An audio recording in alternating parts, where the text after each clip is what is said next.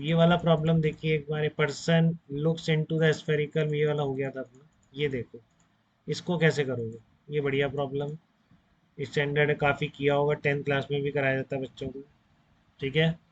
A thin rod of length f by 3 is placed along the optical axis of a concave mirror of focal length f, such that its image, which is real and elongated, just touches the rod. ये आपका एक concave mirror है जिसकी focal length F है। ठीक है। और इसकी जो एक लेंथ ऑफ ऑब्जेक्ट रखा है, इस पे प्रिंसिपल एक्सिस के अलोंग रखना है शायद। ठीक है ना, जिसकी लेंथ एफ बाई 3 है। तो आपको ऐसे रखना है कि इसकी जो इमेज है वो रियल हो और बड़ी हो। ठीक है ना। अब ये बिल्कुल बड़ी होने का मतलब लेंथ इमेज की ज़्यादा हो, क्योंकि जब ये हाइट नहीं है तो फिर सब इसी के अलोंग बात है। ठीक है, लेंथ ज़्यादा हो उसकी। तो लेंथ भी ज़्यादा हो और इमेज भी रियल हो, और इमेज इस ऑब्जेक्ट को जस्ट टच भी कर रही हो। ठीक है।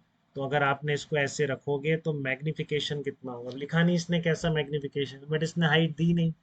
तो आप कौन सा मैग्निफिकेशन निकालोगे अरियंत इसमें, बताइए? किस तरह का मैग्निफिकेशन निकालना पसंद करेंगे आप इसमें? हाँ, लेटर नहीं, linear, length of image upon length of object. ठीक है।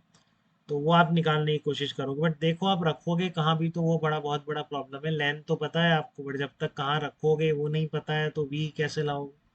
ठीक है ना। और वी नहीं आएगा तो लेंथ ऑफ इमेज कैसे आएगी? तो पहले तो यू निकालना है बेसिकली, कहाँ रखें, जबकि कंडीशन ध्यान रखना, इमेज क्या करेगी, इस ऑब्जेक्ट को टच करेगी और इससे बड़ी होगी। ठीक है। तो कोई बता सकता है इसको कैसे रखा जाएगा, इस एफ बाई 3 लेंथ?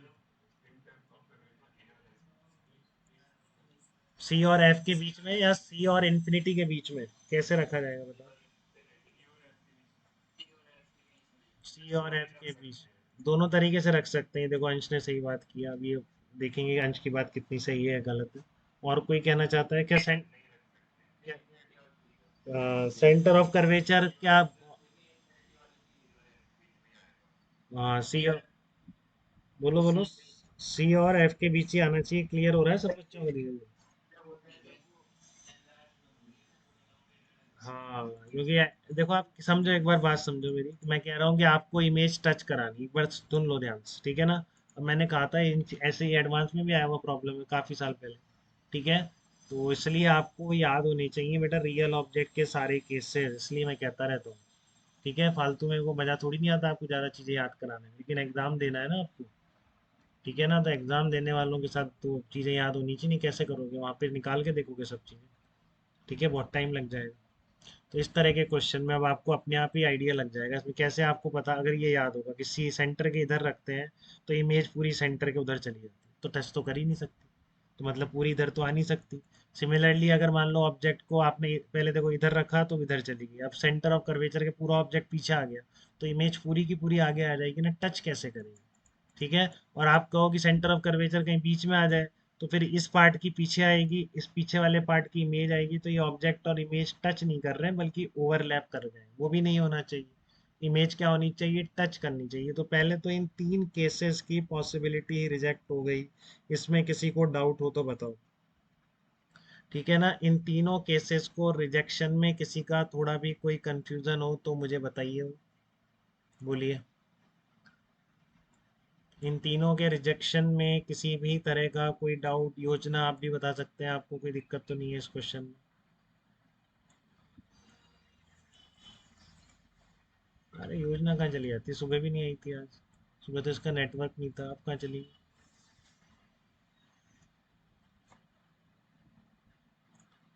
चलो देखो, तो आपकी तीन पॉसिबिलिटी खत्म हो गई। ठीक है। ये वाली देखो आप, इसमें क्या है कि आपका इसको यहाँ पे रख दिया आपने। अब देखो आप इसको अंदर रखोगे तब ये टच करेगी बेटा। ठीक है ना, क्योंकि इसकी यहीं आएगी, बाकी पूरी इधर की इमेज पीछे चले, अब टच है। तो अब भी लेकिन दो पॉसिबिलिटीज है, ऑब्जेक्ट को ऐसे रख सकता हूँ मैं, या फिर ऑब्जेक्ट को पीछे रख दूँ तो इमेज सारी आधी चली जाएगी। ठीक है ना, बट आपको याद है ना, देखो D V by D U क्या होता है, V square upon U square तो होता ही है। ठीक है ना। अब आप क्या छोटे छोटे एलिमेंट कर लो, आपको ही पता है कि बहुत स्मॉल के लिए वैलिड है, बट आप बहुत छोटे छोटे एलिमेंट तो कर सकते हैं ना, तो सारे एलिमेंट की लेंथ क्या होगी? इस वाले केस में बढ़ जाएगी ना, क्योंकि वी हमेशा यू से ज़्यादा हो जाएगा, बताओ? वी हमेशा क्या हो जाएगा? यू से ज़्यादा हो जाएगा ना। वी क्या हो जाएगा? वी आपका ग्रेटर देन यू हो जाएगा। ठीक है ना, वी आपका क्या होगा, ग्रेटर देन यू है। तो इसलिए आपकी क्या होगी, इमेज बड़ी हो जाएगी और आपको एनलार्ज इमेज ही चाहिए। ये वाला केस इसलिए रिजेक्ट हो गया क्योंकि इसमें length of image definitely object से कम होगी, क्योंकि वी कम है और यू ज़्यादा है।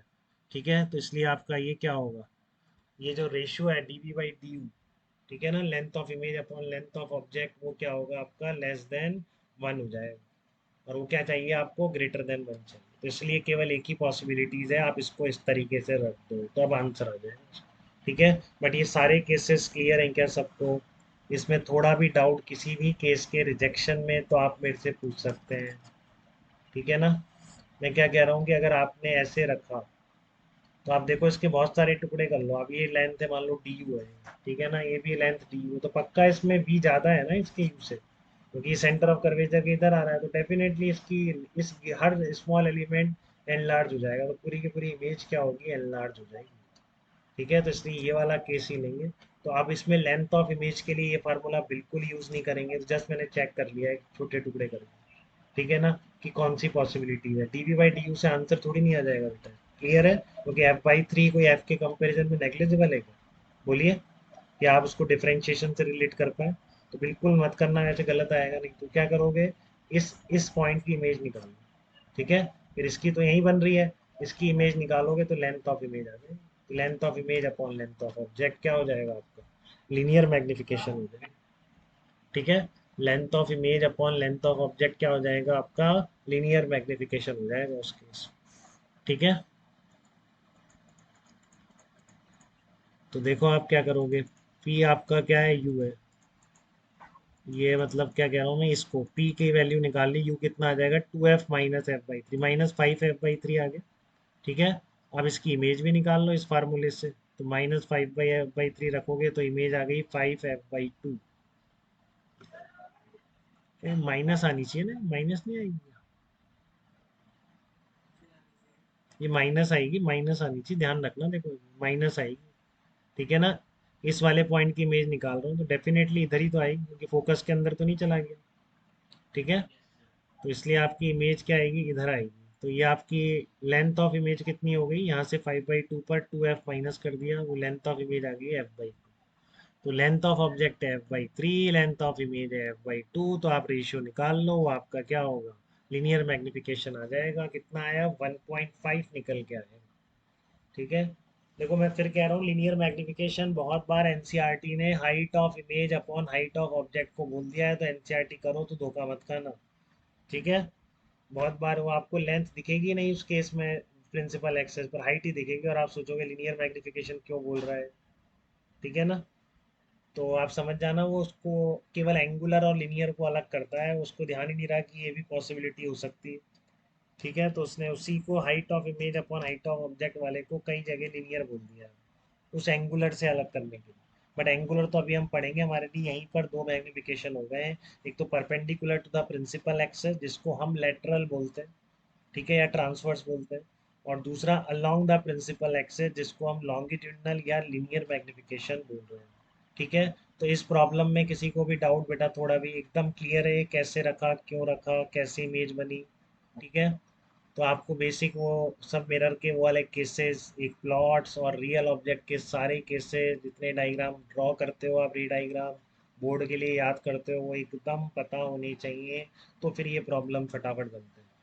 ठीक है,